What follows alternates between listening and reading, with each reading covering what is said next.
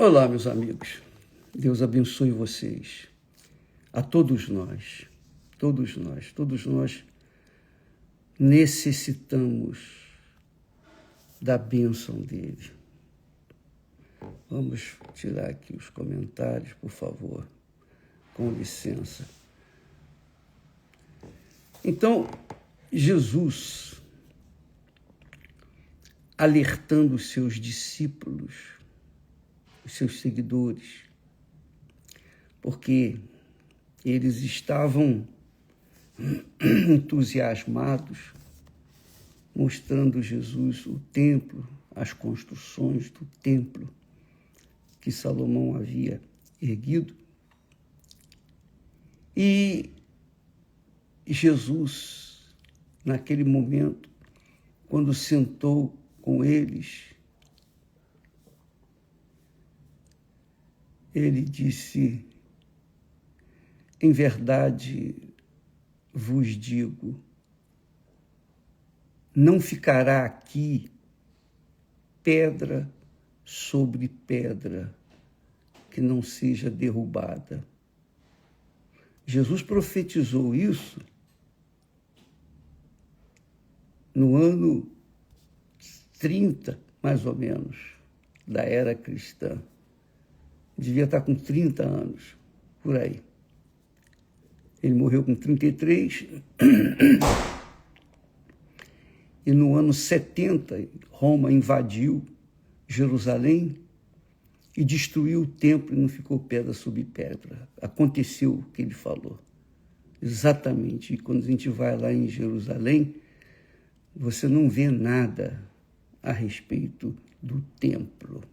A gente vê restos das muralhas que cercavam o templo, mas não do templo. Do templo não ficou pedra sobre pedra. Mas o que eu queria chamar a atenção de vocês é que naqueles momentos que Jesus estava falando com eles, Jesus falou dos últimos dias. E ele fez um alerta, que nós temos visto isso. Você tem visto isto, você tem assistido isto que Jesus falou. Nós temos assistido tudo isso. Jesus disse assim: por se multiplicar a iniquidade, o amor de muitos esfriará. E é exatamente isso que tem acontecido com muita gente, mas muita gente mesmo. Muita gente. É inumerável o número de gente que tem chegado até nós e falado: olha, bispo, quer seja pela internet, aqui no Instagram, nas outras plataformas,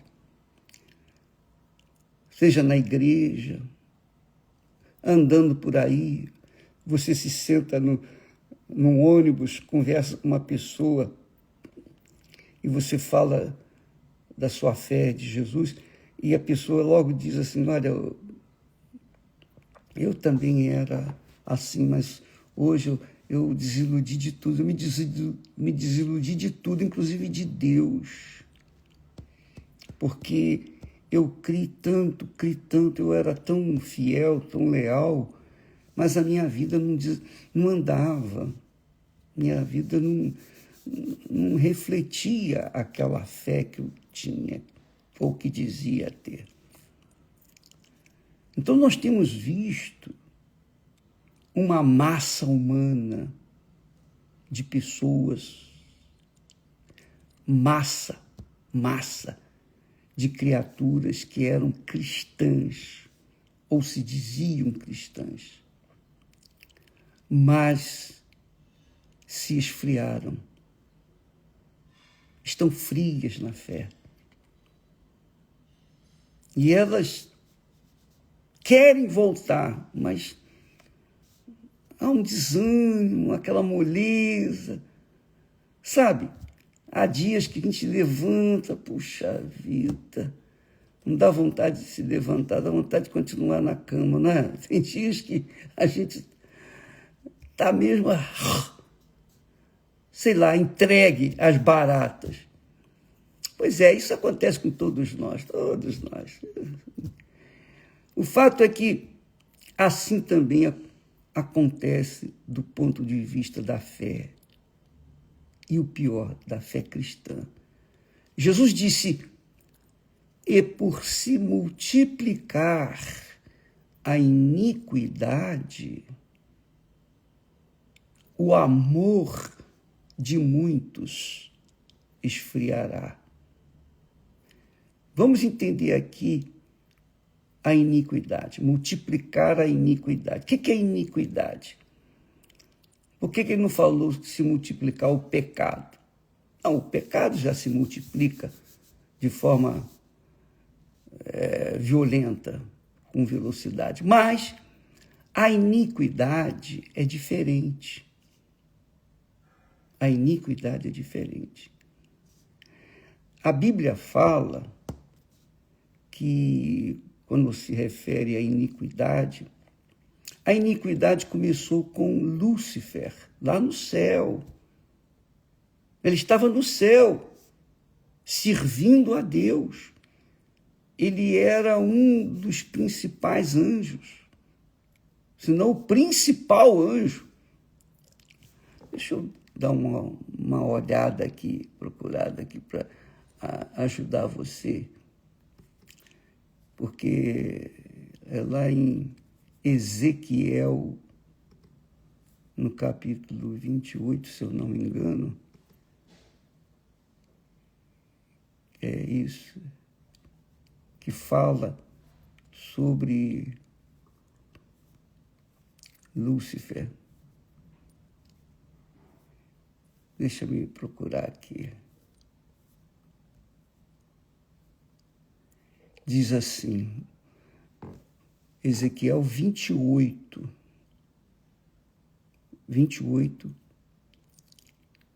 a partir do versículo 13, especialmente. Quando fala, estiveste no Éden, jardim de Deus. De toda a pedra preciosa era a tua cobertura. Sardônia, topázio, diamante, turquesa, ônix, jaspe, safira, carbúnculo, esmeralda e ouro. Em ti, isso é a profecia sobre Lúcifer, em ti se faziam os teus tambores e os teus pífaros. No dia em que foste criado, quer dizer, Lúcifer foi criado. Então, tudo isso foi feito, foi preparado. No versículo seguinte, 14, diz, tu eras, referindo-se a Lúcifer, hoje é Satanás. Lúcifer quer dizer cheio de luz, cheio de luz. Tu eras, diz aqui, tu eras o querubim ungido para cobrir e te estabeleci. Veja só, tu eras o querubim ungido para cobrir e te estabeleci. Deus fez isso. Deus que está falando aqui. No Monte Santo de Deus estavas. No meio das pedras afogueadas andavas. Agora, veja o detalhe. O detalhe. Diz assim, versículo 15. Perfeito eras nos teus caminhos. Está falando de Lúcifer. Perfeito eras nos teus caminhos, desde o dia em que foste criado. Quer dizer, Deus criou Lúcifer. mas o criou para quê? Para servi-lo. Foi para isso. Então, tu eras o querubim ungido. Depois diz, perfeito eras nos teus caminhos. E quantas pessoas que hoje estão frias na fé também eram perfeitas no seu serviço a Deus, na sua obra, no seu trabalho de evangelização, de ajuda às pessoas, de visita aos enfermos nos hospitais, de visita às prisões. Quantas pessoas estão me ouvindo neste momento que vão dizer a verdade? Eu era muito leal, fiel, eu era perfeita no meu trabalho para ajudar as pessoas. Quantas pessoas eu ajudei? Eu ajudei muita gente. Pessoas que estavam caídas se levantaram. Eu era perfeita. Aqui diz o profeta, falando em nome de Deus, o profeta, falando a palavra que Deus colocava em sua boca, disse com respeito a Lúcifer, perfeito eras nos teus caminhos, desde o dia em que foste criado. Quer dizer, ele era perfeitíssimo. Até que se achou iniquidade em ti. Não fala aqui, até que se achou pecado em ti, não. Até que se achou iniquidade em ti. Iniquidade é algo diferente de pecado. Pecado, você comete pecado, nós cometemos pecados, nós falhamos, nós erramos, todos nós erramos. O verbo pecar, todos podem conjugá-lo. Eu pequei, eu peco, tu pecas, ele peca, minha mãe pecou, meu pai e tal. Pecar, nós erramos, nós falhamos. Mas nós não vivemos no pecado. Nós falhamos, mas não vivemos naqueles erros. Aí está a diferença. E se pecarmos e confessarmos os nossos pecados, ele, Jesus, é fiel para nos perdoar. Inclusive, na oração do Pai Nosso, ele manda que a gente ore, perdoa os nossos pecados, perdoa as nossas dívidas, como nós perdoamos aos nossos devedores. Todo dia eu cometo erros, mas todo dia também eu zero a minha conta com Deus, eu oro, Pai Nosso, Pai, perdoa-nos as minhas faltas, minhas fraquezas, etc. Como também tenho perdoado aqueles que têm falhado comigo. Então, pecado é uma coisa. Agora, iniquidade, não. Iniquidade é algo projetado. Iniquidade é um pecado consciente, que a pessoa concebe dentro de si. Isso mesmo. A pessoa imagina aquela realização pecaminosa. Isso é iniquidade. Ela imagina, poxa, se eu conseguir, se acontecer isso, aquilo, poxa. E a pessoa, ela planeja o pecado. Isso é iniquidade. Então, Lúcifer, qual foi a iniquidade dele? Ele almejou o lugar de Deus. Porque ele era aquela pessoa que tinha acesso direto ao Altíssimo. Então ele conhecia bem o Altíssimo, porque ele lidava com ele todo dia, todo o tempo. Ele era o principal dos servos. Então, com certeza, ele se achou também no direito de, se ele manda, eu também posso mandar, se ele faz isso, faz aquilo, eu também posso fazer isso, porque quando ele foi criado, ele foi feito, ele era perfeito, está aqui escrito, perfeito eras nos teus caminhos. Então, em Lúcifer havia perfeição da parte de Deus, como Deus havia criado com perfeição. Então, e ele perfeito, junto do Santíssimo, do Altíssimo, então ele imaginou, eu também posso ser Deus, eu também posso ser adorado, eu também posso. Ele almejou, ele invejou, ele aspirou, ele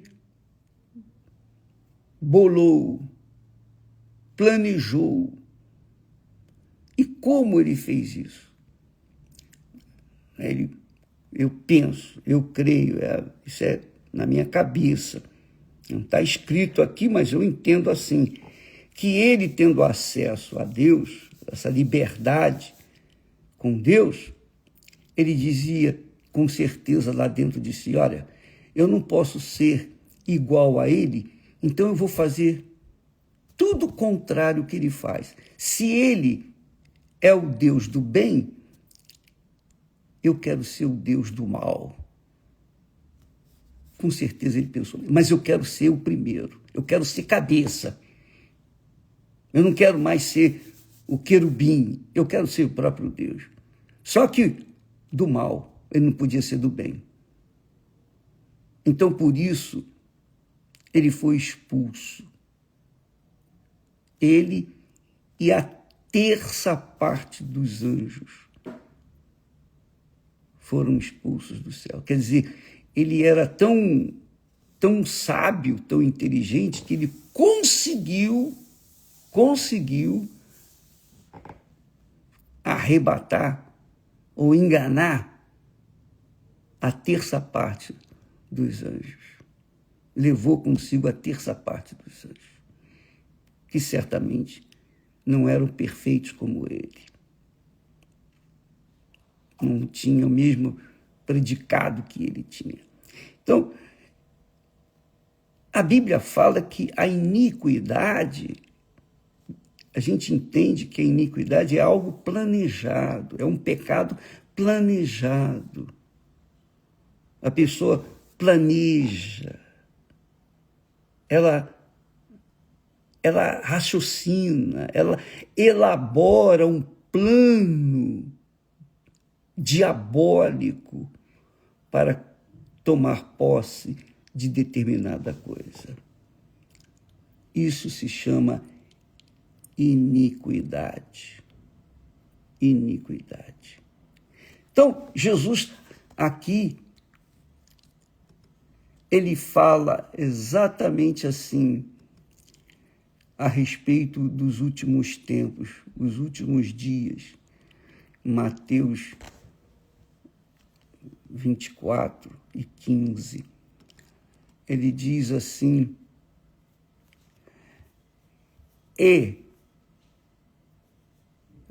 não é 20:15 não, no versículo 24, capítulo 24, versículo 12. E por se multiplicar a iniquidade,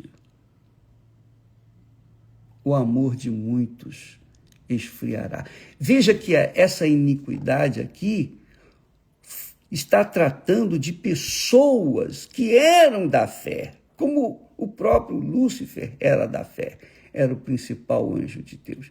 Então, e por se multiplicar a iniquidade, o amor, quer dizer, aqueles que multiplicaram a iniquidade, eles tinham um amor por Deus, pela obra. É isso que é forte. Pensa bem, minha amiga e meu amigo. Eu não estou aqui para apontar o dedo na ferida de ninguém. Pelo contrário, nós estamos querendo ajudar, alertar, para que as pessoas venham, uma vez conscientizadas, venham dar um fim a essa situação de esfriamento espiritual, de afastamento de Deus, de frieza. Por isso que muitas pessoas sentem aquele vazio enorme depois que sai. Quando sai da igreja, dos seus compromissos com a fé, no dia que sai, sentem aquela sensação de leveza. Puxa, estou livre daquele fardo de estar servindo, estou livre agora. Só que estar livre não era de um fardo, estar livre da presença de Deus.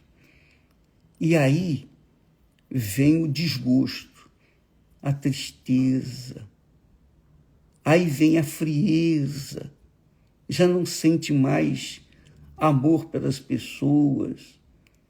Quando vê um caído no chão, passa de largo e deve pensar assim, ele está assim, caído, porque merecia.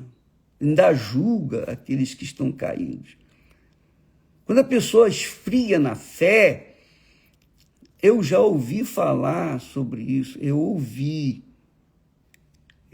falar de uma pessoa que era muito usada por Deus durante um determinado período grande na sua vida. Servia a Deus com muita fidelidade. Era uma pessoa que foi elevada às alturas porque Deus a engrandeceu. Era até uma mulher, uma missionária. Mas um dia ela ficou profundamente triste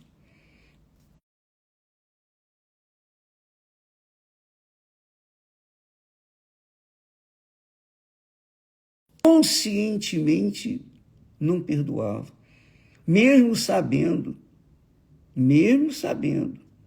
que aquele que peca contra o Espírito Santo não tem perdão. Ela pecou contra o Espírito Santo. E é o que eu ouvi falar, não estou contando de acordo com o que eu vi. Então, ela resistiu ao Espírito Santo.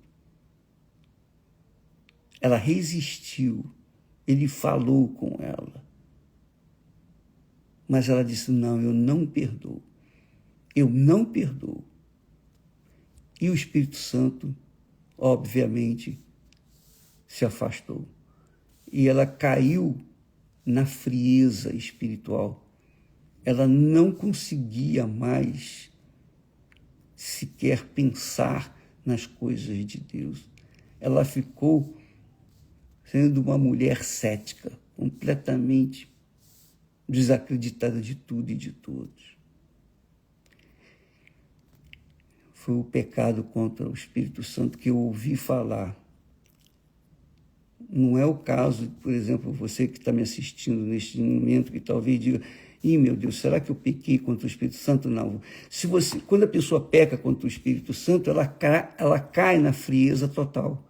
Ela não consegue sequer querer voltar para Deus.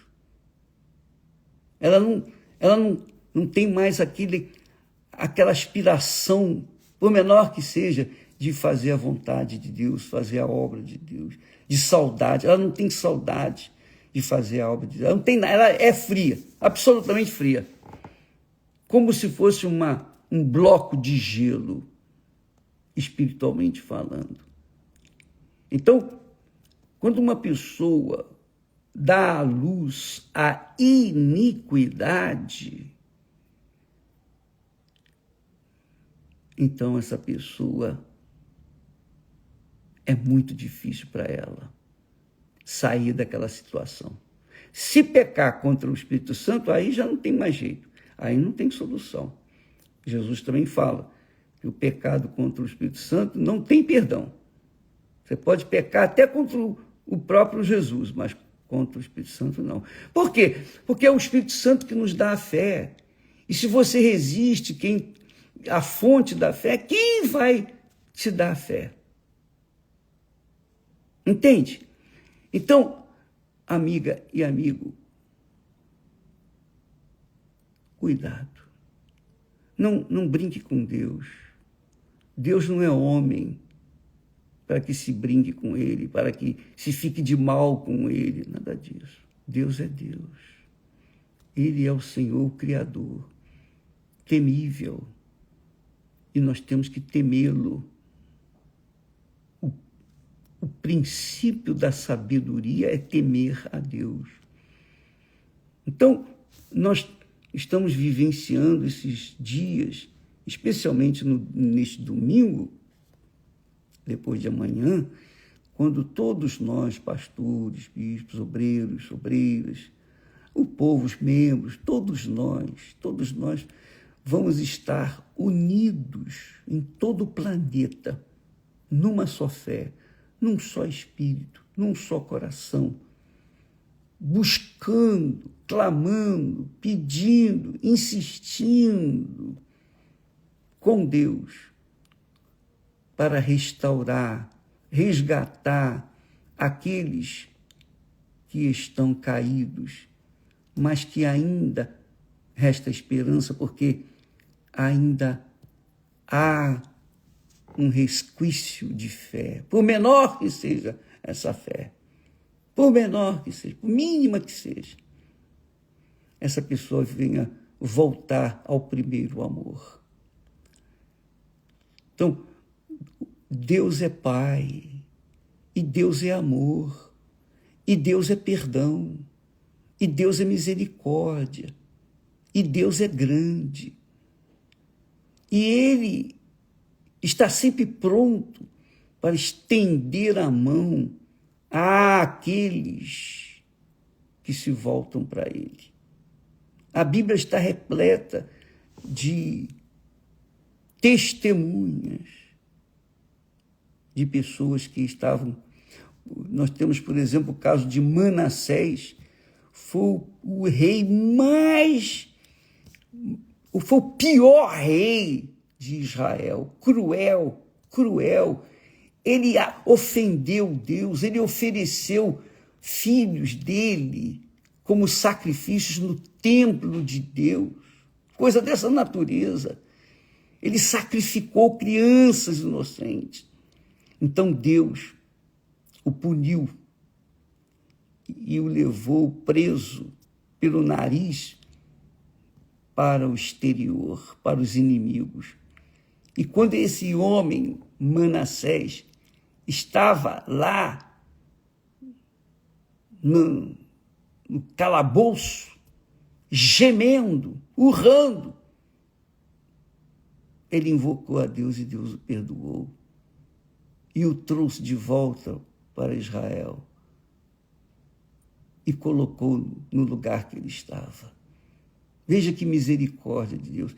A história de Manassés é uma história extraordinária, magnífica, é algo assim sensacional. Inclusive, eu até dei essa sugestão para a Cristiane trabalhar numa série sobre Manassés, porque mostra a grandeza do pecado e a grandeza do amor de Deus, do perdão de Deus. Esse homem foi salvo. Como? Porque Deus é grande. Então, esse mesmo amor, esse mesmo Deus, o que ele era, ele é hoje. E você não deve ter feito tanto quanto fez Manassés. Muito menos. Mas você está caído. Deus, ele não pode impor. Ele não vai pegar você pelo colarinho e arrancar dessa masmorra que você se encontra. Não. Ele fala. Ele é dócil, ele é amável. Ele é misericórdia, é compaixão. Mas você tem consciência do que tem que fazer. Ele não vai pegar você pelo colarinho e trazer para si, para ele, não. Ele convida, ele fala, ele insiste, ele manda os seus servos para darem recado, falarem, profetizarem. E nós estamos falando, volte, volte enquanto é tempo. Ainda há tempo. Enquanto há vida, há esperança. Realmente há esperança. A esperança não morre. Você que me assiste neste momento, talvez não tenha aquela fé que tinha antes. Talvez seja um tanto morna na fé. O menor respício que você tiver de fé, o mínimo, já é suficiente para trazer você de volta e fazer de você uma nova criatura. É bom que você tenha essa experiência com Deus. Você esteve lá, do lado avesso da vida, mas se voltou e ele vai mostrar para você, vai provar para você o amor dele. Então, neste domingo, volte, minha amiga, meu amigo, volte, volte. Volte enquanto é tempo, volte enquanto você tem vida. Porque se você parte para a eternidade, assim como está, aí não tem mais volta. Enquanto a vida há esperança, volte o mais breve possível. Hoje mesmo, se você quiser.